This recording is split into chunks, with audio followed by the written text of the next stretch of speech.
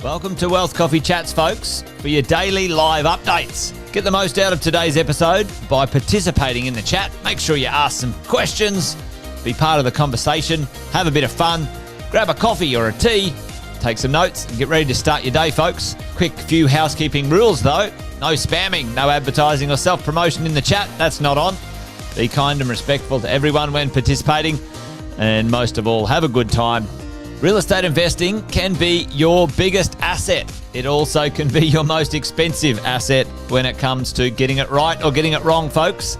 It can be time-consuming, stressful, and that's why here at Positive, we have what's called a 6-star team, a full-service team that provides integrated wealth and property investing solutions and services simply designed to help you progress towards your goal of passive income through your property portfolio, folks. Make sure you check out our other podcasts on the Positive Mentor Network. Not only is there Wealth Coffee Chats, there's the Urban Property Investor. Drops every Wednesday with straight talking investing strategies and lessons with Sam Saggers. Property Investor Tales.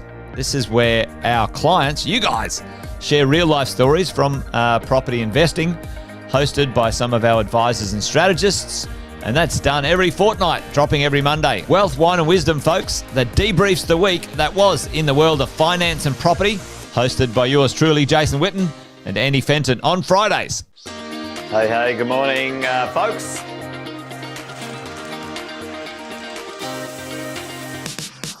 Good morning, everybody. Welcome to another Wealth Coffee Chat. Hope you're well, folks, wherever you are. There it is, team. Morning. Morning, wherever you're tuning in from today. Early bird gets the worm, they say. Here at Positive, we offer a 6-star team. It's a team that help you at every stage of your wealth creation journey.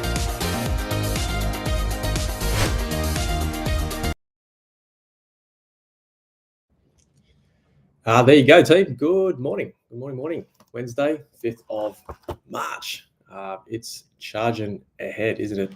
There you go. Wealth Coffee Chats, Property Management Edition, Wednesday, back to back for me. I am about to get on a plane, so we're going to push through the chat this morning, team. But look, hope you're all well. Hope you're all safe. Cyclone Alfred is on its way for us Queenslanders.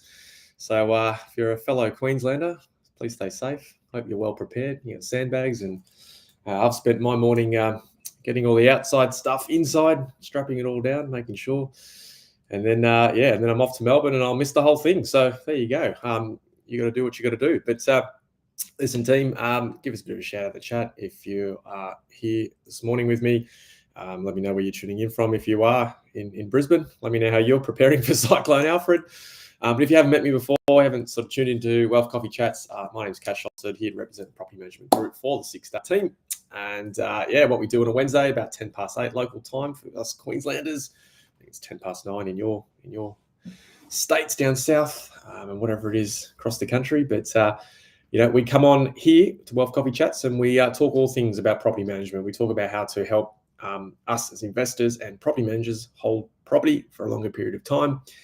We talk strategy, we talk stories. We love a good story, and we love getting some lessons out of it as well. So there you go. If you haven't met me before, that is who I am. It's what I do. 14 years, going on 14 years now in the industry, and certainly been able to teach me a thing or two, which is exciting along the way. So a couple of the regulars, Mr. Lokey's here. Morning to you, mate. Hope you're well.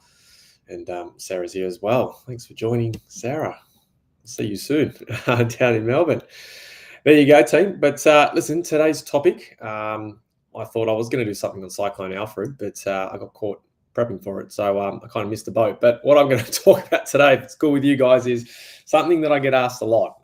Wear and tear versus tenant damage, what every landlord must know. And I think, sometimes when we are holding property for a period of time, I think it's inevitable that challenges are going to come your way. I think it's just inevitable. It just depends on what it is and how you handle it, how you respond to it. And a lot of the time I get asked, well, that's not wear and tear, that's tenant damage. So I just want to kind of clarify that for everyone today, help you guys digest what's real, what's nonsense. So the next time your property management group calls you, you can have an informed discussion with them and let them know what's what, which is cool. So if everyone's cool with that, let's rip in. Bunty's here as well, mate. Good morning to you. Hope you're safe and well. So team, wear and tear, let's understand it, right? Wear and tear is the natural and gradual deterioration of a property that occurs, can't even speak this morning, should get another coffee team, over a period of time, right? So wear and tear is the natural and gradual deterioration of a property that occurs over time due to normal use. Everyone agree with that? Hands up. Yes, in the chat, I think that's fair. Damage, right? Damage results from negligence. Damage results from misuse or accidents, right? Things happen. Like I say, you hold property for a longer period of time. At some point, something will happen. Tim is here. Morning to you, mate. Thanks for being here. Carolyn, thanks for tuning in. Always love your support. And so, it's pretty clear in my mind what it is. But, for a lot of landlords out there outside the 6-star team, they work themselves up. They get stressed about it. They get anxious about it. They panic. Property managers half the time don't understand what it is. And so what this can cause is, the wrong tradespeople going there. The person responsible is not even paying for the bill. Like, we want to make sure we get clarity on these things, guys. And so you can handle and manage your property and its maintenance and its tenancy really well. So wear and tear, in simple form, team, is an owner's responsibility. I think you guys are smart and you guys know this, but wear and tear is an owner's responsibility. It cannot be deducted from the bond. So please, team, if you ever have a vacate and a tenant moves out, your property manager conducts the exit condition report, the bond inspection, and they find some scuff marks due to furniture movements along the floorboards. That is considered wear and tear. It is not their responsibility. It cannot be deducted from the bond. If you choose to go down that path, I can tell you, team, the likelihood of you winning that case at tribunal is going to be next to zero, unfortunately. And like I said from the start, wear and tear is unavoidable over a period of time due to normal use. Right, I think that's fair to say. So what's some examples of wear and tear, right? It could be faded, peeling paint. It could be worn carpet through foot traffic. I get that question a lot. Well, hang on, I can see their footprints. I can see their marks around the bed, and because everything, the carpet under the bed's really, really new, right? It's really fluffy. It's really in good nick. But wear and tear is foot traffic through, carpet, on carpet that you find. You might find it through hallways in particular. So where you get heavy foot traffic, that is considered wear and tear and not damage. Loose handles, could be settlement cracks from movement, right? That's considered wear and tear. And of course, like scuffed flooring, as I said before, from furniture movement. Now, the difference between scuffed floorboards and deep scratches, let's call it, or deep indents into the floorboards, as an example, that would be considered damage, if that makes sense. So, little scuff marks here and there, wear and tear, significant indentations or deep scratches into floorboards, that would be considered damage, and therefore you would have a case to put forward with the tenant about being responsible to make that payment. Other wear and tear items, right, could be faded curtains from sunlight. That's not tenant damage. It's just purely natural deterioration over a period of time. And then, of course, damages can be holes in walls, burn marks, stain marks to the carpet, to the floors. Ever had an iron stain burn? The amount of times I see iron burns on carpet, it's crazy. And like I say, torn curtains, ripped doors. You guys know, I think, what damage is. And then in that case, you know what to do with it. So really quickly this morning, team, as I see Courtney here as well. Morning, Courtney. Hope you're well. Is best practice for landlords. So as I say, it's all about kind of understanding what wear and tear is versus tenant damage. And then in this space, like, what is best practice for you as the landlord? What is best practice for the property managers in that space? So, something we talk about all the time on Wealth Coffee Chats is number one, conduct regular inspections and make sure over that period of time, it's documented. The condition of the property is documented every 3 to 6 months, depending on your state. Your property manager should be conducting those routines. If they are not, that is a problem, and you need to let someone maybe in management know about it, or change property managers. It's kind of what you need to do. So document conditions over time. Super, super important. Detailed entry condition reports to establish a baseline on the condition of the property before the tenant moves in is going to help you along the way, regardless of whether the tenant's there 1 year, 5 years, right? Now, there's some technology around that I think I've been bringing up to pop-up mentoring and all that sort of stuff, and your property managers can explain that. But there's some really cool software and tech now, guys, to help you protect your property, right? To help you establish the condition of the property now and into the future as the tenancy goes along. You want to understand how your property manager is educating their tenants in and around setting clear expectations. What is wear and tear and what is tenant damage?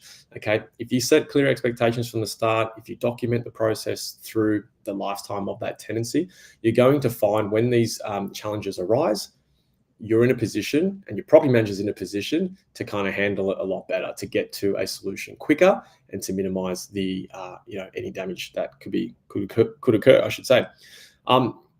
When you do these sorts of things, and when you've got clear reporting and you're keeping safe and you've got clear expectations, you can actually budget for this stuff and budget for maintenance and repairs a lot better. The really good landlords I know budget really well. And so when minor things come up, it's not really a concern. It's just get it done, move on with your life. It's more important things. It's more higher dollar productive things for you as the investor to be doing.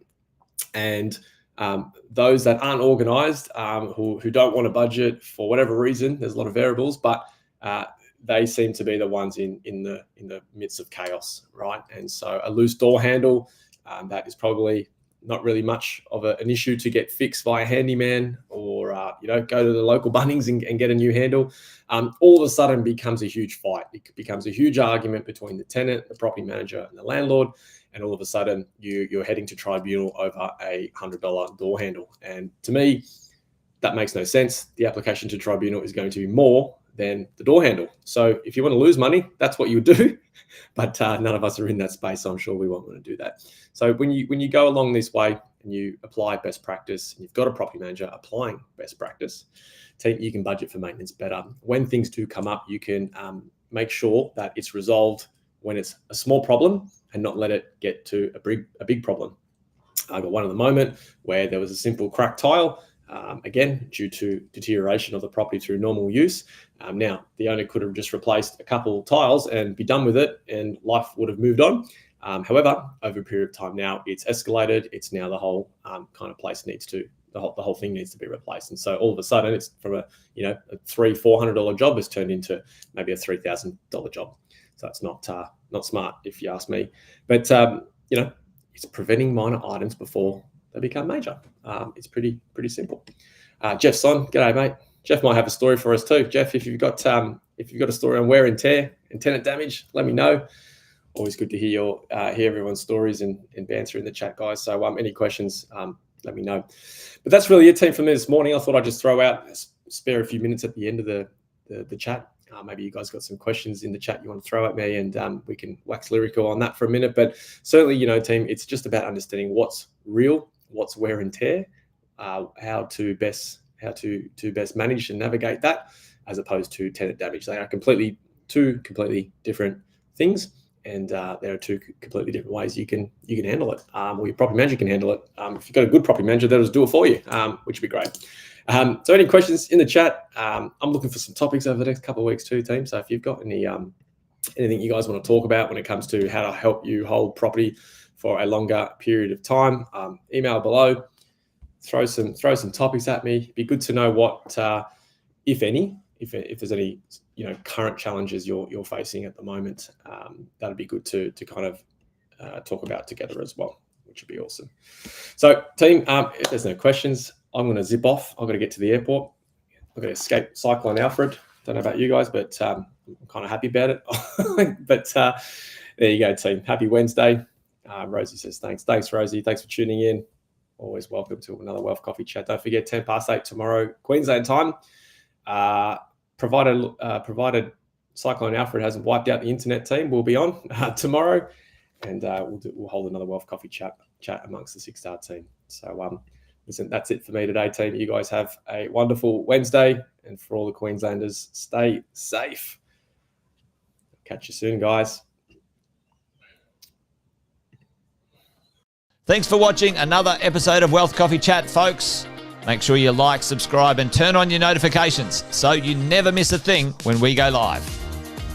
Improve your portfolio and investing game, folks, with Wealth Coffee Chats live every morning at 8:10 each weekday. Make sure you join us. Previous episodes are also available wherever you get your podcasts, folks, as well as our other podcasts from the 6-star team here at positivementor.com.au.